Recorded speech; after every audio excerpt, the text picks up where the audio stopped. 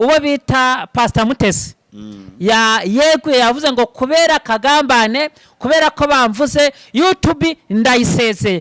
Ufite miliyoni 10 iyi YouTube yitwa Giraneza TV iyi channel, ufite miliyoni 10 asenye mwihere YouTube ndayihaze. Ndabwo ari cyo gisubizo kuko hano ngiye mbifata ngo gutsindwa n'ibigeragezo, kandi bibera iratubwira ngo hahirwa umuntu wihanganira ibimugerageza, ngo kuko namara kwemerwa azabwa ikamba ry'ubugingo ritangirika ry'Imana asezeranije abayikunda.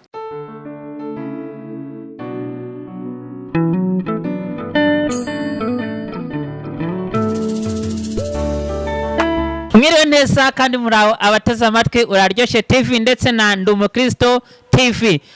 Turi imbere yanyu rero kugira ngo nkuko musanzwe mubimenyereye tuze kuganira ijambo ry'Imana. Reka manze nsabe mugenzi wanjye wa Ndi Umukristo TV abanze abasuhuze anabibwire. Hallelujah, hallelujah, hallelujah, hallelujah. Amen. Muratusi turi inshuti zanyu ku muryango mugari kuri Ndi Umukristo no kuri Uraryoshye TV turabakunda. Twagarutse rero ndi hamwe n'umukozi w'Imana. Imana yacu ntihabwa icyubahiro. Ni Labani muramumenyereye. Aha, ni Labani wa wundi wamenyereye mumenyereye kuri za misozi zandabirambiwe. Rero Labani nagira ngo nkubaze akabazo kamwe kamatsiko, sinzi nawe nimba bisakubaho. Maze iminsi ndikora ibijyanye na social medias, aho uwo bita Pastor Mutesi yeguye yavuze ngo kubera kagambane, kubera ko bamvuze YouTube ndayisezeye. Ufite miliyoni 10 iyi YouTube yitwa Giraneza TV iyi channel, ufite miliyoni 10 asenye mwihere YouTube ndayihaze. Ese abantu niba kuvuga kuri YouTube ukaza ugasezera, nujya no mu rusengero bakagusangamo, ese uzasezera? Ese icyo kintu wakivugaho iki?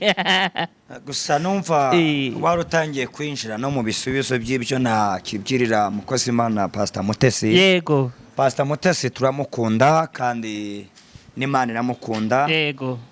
Abo range ku giti cyanjye niba zanadukurikirana ku isheni yacu ndabwo ari cyo gisubizo. Kuko hano ngiye mbifata ngo gutsindwa n'ibigeragezo, kandi bibera iratubwira ngo hahirwa umuntu wihanganira ibimugerageza, ngo kuko namara kwemerwa azabwa ikamba ry'ubugingo ritangirika ry'Imana asezeranije abayikunda. Bariya bamuvuga n'abantu yarakobati, kandi Mutesi aragutse akorera mu Rwanda, akorera hanze y'u Rwanda, afite itorero abereye pasiteri cyangwa se azatumirwa no mu zindi nsengero. Bariya bivuga ngo gusezera muri social media, nanamubwira ngo oya ndabwo ari umwanzuro mwiza, nuko nashikame arwane ahagarare kigabo. Ndatekereza ko sobo bimubayeho mu bakozi Imana bakunze gura n'udukwazo na shida za dunia. Mutesi arimo yakomeje kuba indwari, ararwana, yarihanganye. Ubwo rero uyu munsi nabwira ngo komeze arwane, TV yewe igira neza ndayireke, kuko akomeza ashaka akomeze ndayireke, akomeze umurimo w'Imana. Kuko hano muri social media harabahakirira mushumba Bishop, burya hari abantu bahakirira. Hano rero haba ibintu byinshi, hari ibyiza, hari ibibi, hari ukubesherwa, hari ukuri, buri kimwe cyose isi ya none ni hano iri. Nje namubwira ngo akomere, ashikame rwose, avuga ubutumwa, abo yafashaga komeza abafashe, abazamukiraga muri kuby'inyisha atanga n'inama akomeza abafashe. Umwanzuro so guhunga, kuko no muvuga butumwa neje azajya kubwiriza mu rusengero, none se niba muvuga azateka no kuva mu rusengero, none se yubatse urugo ahita gukora ubukwe, none se niba muvuga kuri mugabo we nabwo azasenya ave mu rugo. Bino byemezo nabitekerezeho neza, bityo na gutya navuga ko ari ngo kwirwanirira cyangwa se gutenya ibigeragezo. Kandi burya abakozi b'Imana, abakozi b'Imana ndagira ngo nibyere n'abane bakozi b'Imana bari ko twumva, niba ko kuri umukozi w'Imana itegure no kuvugwa, itegure no kuvugwa. Burya umuntu wese wavutse mbivuga muri rusange aje mwisaje kugeragezwa, niko kuri. Niyo mpamvu iteka kandi buriya igice kinini mu muntu yego nukugeragezwa. Igice kinini mu muntu nukugeragezwa. Ubuzima bw'umuntu igice kinini nuko tunyura mu bikomeye, tunyura mu bigeragezo, keretse abamarayika bibereye mu ijuru. Naho mu isi niyo mpamvu no kuvuka umwana arira. Yego, umwana akarira. Burya abayinjiye hano hadasanzwe, hatandukanye abayinjiye hano ndetse rimwe na rimwe hatamwishimiye, nawe ubwo atishimiye. Burya nani pastor ndabuza hano ku isi ku bushake bwe. Umuntu aza ku bw'ubushake bw'Imana, rimwe na rimwe udashaka, ariko ukaza ukahagera. Niyo mpamvu no kuvuka umuntu arira, kandi yamara kurira bigatanga igisubizo, bigatanga icyizere, bikamana kuvuga ngo yaje koko yageze ku isi. Ubwo arize isi kamwakira, bivuga ngo ibyiza azabibona, ibibazo azabibona. Ntabwo rero guhunga ibitugerageza ari Imana yatuzaniye hano ku isi. No kuvuga ngo Pastor Mutesi agaruka kuri social media ntanayigurishira cyane, ntayigurishe kuko naramuka ayigurishije nawe azajya mu rusengero bazamusangana, bazamuvuga. Ubwo byose nuko akomera ashikama rwari intambara zo kunesha. Kuko hamugari nanjye narebye ndavuga ariko se uyu mubyeyi nk'umuntu hangara akavuga ngo akavuga Pastor Mutesi uvuga ko yasizwe amafuta. Hari abantu umva Pastor Mutesi ibuka abo wazanye ku mwami Yesu. Hari abazanye ku mwami Yesu cyane, uri kubyumva neza. Umva hano hari message ivuga ngo mwabagabo mwe, ngo mu by'ukuri iyo nama muri kumugira, iyi ngiyi niwo muri Canada uyanditse, ngo iyi nama muri kumugira niyo natwe twari twabuze uburyo tubimubwira, ariko tuza kumusharinga ubutumwa. Urabona ko yatangiye kugira ute gushima kino kiganiro. No kuvuga ngo mu by'ukuri iyo urugamba rukomeye ruba rugiye kurangira, ngo Pastor Mutesi ahuri wumve ukomeye, wumve umeze neza. Uriya ntabwo twari twamutumira kuri Gonark TV, tuzamutumira. Arahari no kuri n'umukristo, no kuri aryoshye tuzamutumira, tumuganirize. Ibi natwe twabinyuzemo. Uribuka wa muntu ambwiye ngo ningurishe umwenda w'igipasitoro, uri kubyumva? Ngisengera ngo baziciye sibyo, ariko nanjye ndavuga ni Yesu Mana ahubwo baciye nye, ahubwo Yesu nagaruke, nibagaruka bongeye baremo n'izindi zikirimo sibyo. Ndavuga ni ese Yesu aramutse none aje kureba izi nsengero zo mitima yacu byagenda bite? Ujambo tujye kuganira uyu munsi ndavuga ngo bareke baguhige, kuko abaguhiga Imana izakurwanirira, Imana izaguhorera. Urabyumva neza? Aha tugiye kuraba mu gitabo cya Daniyeli ibice 6 ku murongo wa 25. Ariko hepfo gato aravuga ngo Daniyeli bamushakaho indi mpamvu yose, ngo ariko barayibura, bashaka ubwita aravuga ngo tuzamutegera mu magambo y'Imana ye. Ngo baramurwanya, baramuhiga, bamuhimbira ibinyoma. Bamaze kumuhimbira ibinyoma ngo bamushyira ahantu, none babona avuyeyo ari muzima ntacyo yabaye. Bamunaze mu rwobo rw'intebe bamunagamo, ngo ariko agiye kuvamo ngo avamo ameze neza ntacyo yabaye. Ku murongo wa 26 akavuga ngo umwami ngahamagaza abagabo bose barese Daniyeli, babazanana n'abagore babo, babazanana n'abana babo, babashugunya mu rwobo, zibasamira hejuru batararusha bagera mu rwobo. Ngo babazananye n'abagore babo, ariko baje kujya inama yo kugambana Daniyeli. Abagore ntibari bahari, ngo bari bahari n'abana ndago uko byari ico nibaza. Bari abagore bari abana basize. Mwabagore mwe mwasize iki? Aha rero biratwigisha ngo bishaka kutwareka ngo yego neba uri umugabo ugakora nabi, uri kugirira neza na madamu wawe n'abana bawe. Kimwe nuko nanone ukora neza na madamu wawe bizahwaniramo n'abana bawe bizahwaniramo. Niyo mpamvu iteka ryose duharanire gukora neza kugira ngo n'imiryango yacu bazabyungukiremo. Ngo nuko Imana ihorera Daniyeli, ngo babazananye n'abagore babo n'abana babo, ngo babashugunya maze basamira hejuru batarusha bagera mu cyobo. Ngo Imana yahoreye Daniyeli. Uri kubyumva neza? Noneho ariko mu kuva ibice 22 haravuga ngo ntihakagire imfubyi mubabaza cyangwa umupfakazi ngo ntihagire icyo mubabazaho bakantakira sinzabura kumva ijwi ryabo kandi namwe nimubarakaza ngo inkota yanjye nzayibasa naho ngo namwe abagore banyu bazaba abapfakazi n'abana banyu bazaba imfubyi bago tureke Imana iturwanire barakuvuze barakurwanya ariko humura. Amen. Pastor Mutesi humura. Amen. Amen. Umva ukomeye. Amen. Tukuri inyuma turi gusengera ntacyo waba uri kumwe n'ukuboko kw'Imana. Amen.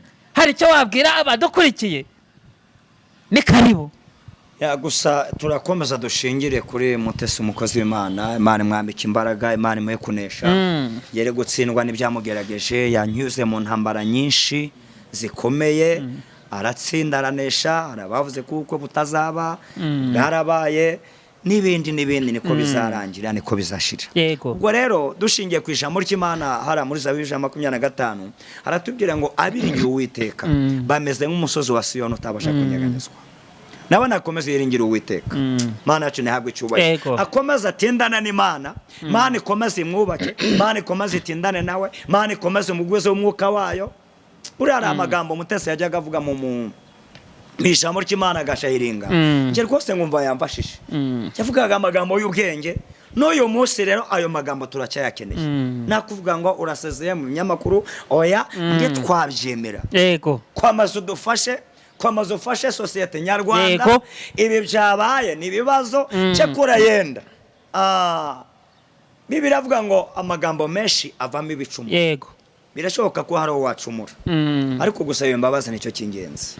Gasaba imbabazi yenda abo warakaza, abo wacumuje, ariko noneho kuko nabona abana b'Imana biteguye kukubabarira kuko biravuga ngo utababarira nabo ndabwo azababarira. Yego. Ubwo rero twavuga ngo wewe ukokora urebe ku ruhande rwawe aho utahagaze neza usaba Imana imbabazi, usabe n'abantu imbabazi, ariko uvuga ngo uretse social media yono yari sheni yawe ningo ko watubwira ngo waretse urusengero. Yego. Ningo ko watubwira ngo waretse kuba umushumba bitewe n'ibyo bakuvuze. Ariko niba ko warahamagawe ugahamagarwa n'Imana isumba byose, komeza umurimo w'Imana. Yego. Cyakorenda amakosa yabaga muri social media iyo uyashire hasi ariko ibyiza byubakaga abantu huko bizamure urushaho gukora cyane bityo Uwiteka arushaho guhabwa icyubahiro. Reka turebe ijambo ry'Imana hano. Yego. Tugiye gusanga mu butumwa bwiza uko bwanditswe na Matayo mu gice cyaho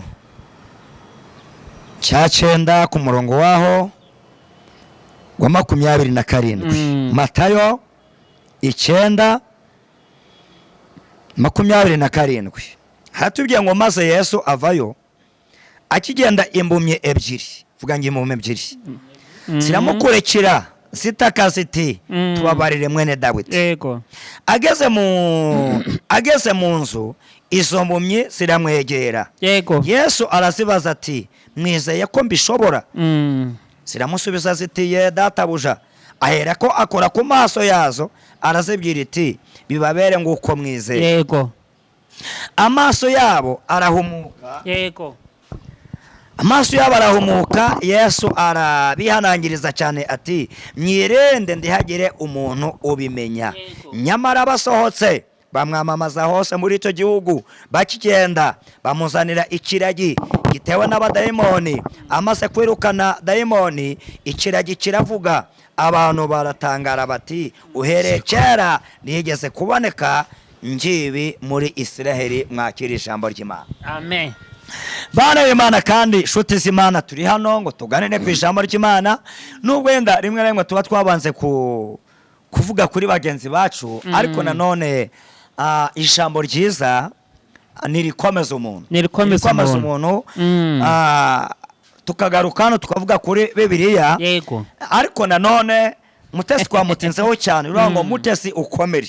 Bano bantu nabo bari barihebye. Bano bantu nabo mu by'ukuri nta byiringiro bari bagifite, ntabyo bari bafite. ariko igitondo kimwe bumva ngo Yesu araza mu karere k'iwabo, cyangwa se bajya aho Yesu ari, ngo ariko Yesu abonye zirambumye nazo zitera indambwe, ziravuga ngo Yesu mwene Dawidi, twumvise amakuru yawe, twumvise kugira neza, twumvise kukiza abarwayi, twumvise rwose kabarushye kubaruhura, none natwe twaje nshuti z'Imana kandi nshuti za Yesu, hari ibintu byinshi twumvise kuri Yesu. Yesu twaramubonye akora imirimo, Yesu twaramusenze, inzara ihari inzara irashira, Yesu twaramubonye ubukene buhari bukene buragenda, Yesu twaramubonye turwaye turasenga, Yesu araturuhura, twabonye Yesu abantu barwaye baraduhamagara turasenga uburwaye buragenda. Ibiganza bya Yesu rero na n'uyu munsi biracyakora ibitangaza. Amen. Imana itwegere cyane kandi tindane natwe, ngo nuko Yesu ava yakigenda, ngo impumyi ebyiri zirataka. Kuno gutaka kwari ugutaka kweza, birashoboka ko Yesu yari kure, ariko bo bazamurijwe barahamagara, baravuga ngo yewe Yesu mwene Dawidi, watubabarira, nawe imyaka umaze urwaye ntabwo nyizi, ariko Yesu arayizi. Imyaka umaze uri mu geragezo ntabwo mbizi, ariko Yesu arabizi. Mana nishimwe cyane. Imyaka umaze mu bukonde ntabwo nyizi, ariko Yesu arayizi. Ye mukobwa, imyaka umaze iwanyu ntabwo nyizi, ariko Yesu arayizi. Ariko igitondo kimwe uzaririmba amashimwe. Mana nishimwe cyane. Ndaguha amakuru ko igitondo kimwe cyangwa ikigoroba kimwe uzaririmba zaburi yawe. Umaze iminsi ubona ibitangaza by'abandi, abantu nakabashingiwe, bakowe, bava amategeko ya leta kwa executive mu murenge, nakavuga ngo Mana ngiye bino bisangera aho ryari. Mana nishimwe cyane, ariko mu byiza yavuze ngo igihe n'igihe cyacu, bariya bari mu gihe cyabo, nawe rero igihe cyawe nicyo kigiye gukurikiraho, nawe ukaririmba zaburi yawe. Mana nishimwe cyane. Zaburi, kiriya gitabo cya Zaburi kirafite ibice 150, iki 151 ni icyawe. Agisome neza. 151 ni icy'umukobwa undeze amatwi, ni icy'umusore undeze amatwi, ni icy'umumama.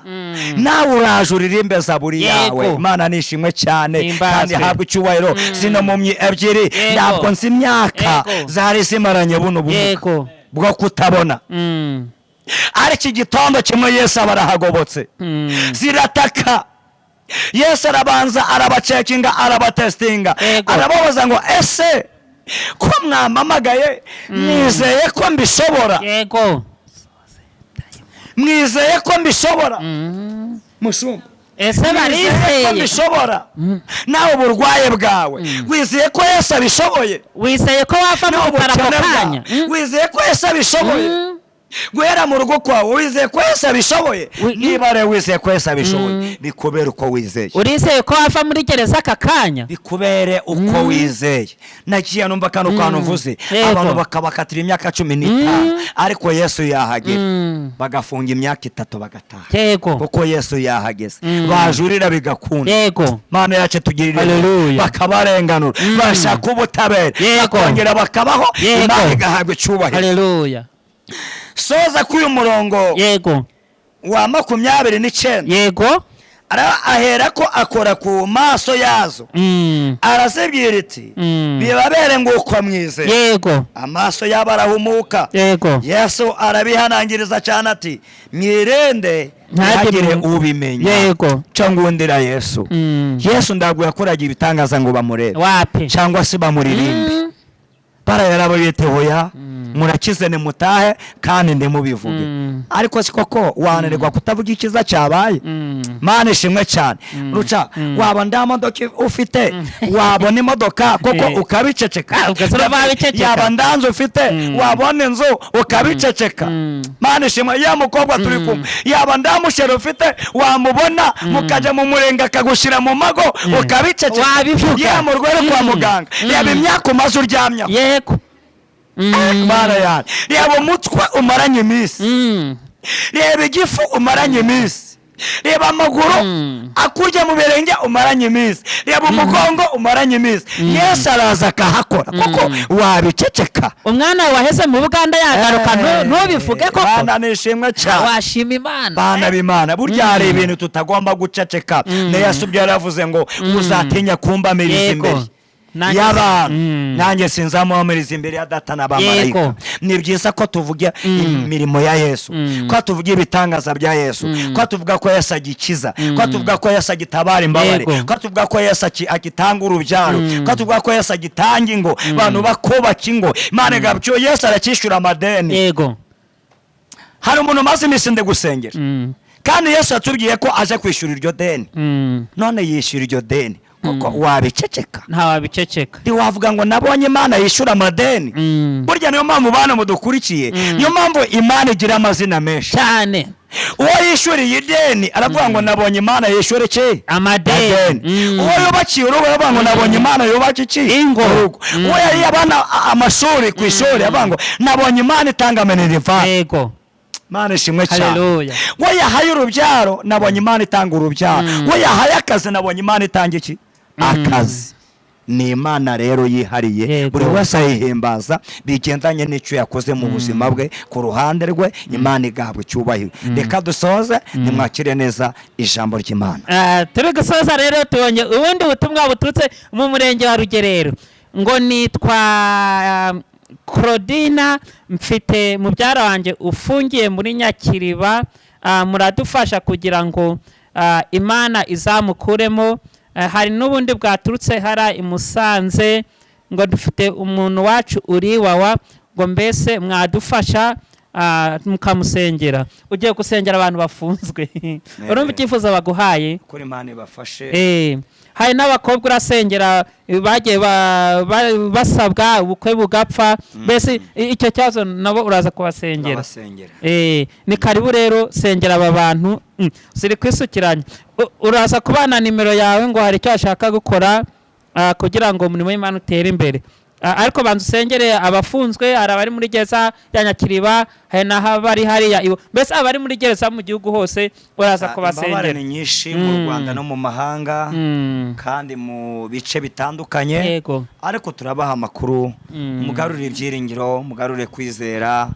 Yesu arahari kandi no muri gereza imiryango bayifunga, ariko Yesu ndabwo ajya afungwa na gereza, ndabwo ajya afungwa n'iminyururu. Kubwa Paulo na Sila twabonye imirimo ya Yesu, kubwa Petero twabonye imirimo ya Yesu. Yesu renda agakangwa n'iminyururu bakubohesheje, waraza akakubwira ngo humura nzabana nawe. Mana nishimwe cyane. Reka tubasengere. Mana muremye, Mana mucunguzi, Mana data twese uraho, ndagushimiye cyane, izina ryawe niryubahwe. Wakoze imirimo n'ibitangaza ubana natwe. Data Kristo mwiza, sengeye abarwaye kwa muganga, abarwaye kwa muganga, Mana ndabasengeye. Sengeye abari mu nzu y'imbohe, sengeye mwamudukunda hirya no hino, hari imfungwa cyangwa se abagororwa, aba bose bitewe mwamudukunda, abafungiwe mwamudukunda, ababa mu bigo bitandukanye by'ingororamuco, ndetse abo hose mwamudukunda, abo bose ndabakweretse ngo ubane nabo, ubagirire neza kandi ubirire byiza byo kukwegera. Hari abamaze imyaka mu burwayi, bagirire neza. Abarwaye umutwe udakira, hari ndetse data twese mwiza abarwaye igifu kidakira, abo bose ubagirire neza. Kandi abataremera ibyaha nabo baha umutima wo kwemera, hari abaribwa mu birenge, Mana ubiteho, hari abafite amadeni menshi, basagirizwe neza ari kuza mu gitondo na nimugoroba. Mana bawe, Imana bawe ubagirire neza. Hari abari mu manza, bo bose ubiteho kugira ngo izina ryawe rishimye kuko uri igitangaza. N'abana n'abana bawe abarwaye za kanseri, mwamudukunda, imitima mu mpyiko no mu bihaha n'ahandi hose hatandukanye, mwamudukunda. Wowe Imana ukorera imirimo n'ibitangaza kuyubahisha. Ngatinda ku bana bawe, ubafashe muri byose, barinde kubw'urukundo rwawe. Niko tubasengera ku Mana kubwa Yesu Kristo umwami wacu. Amen, amen.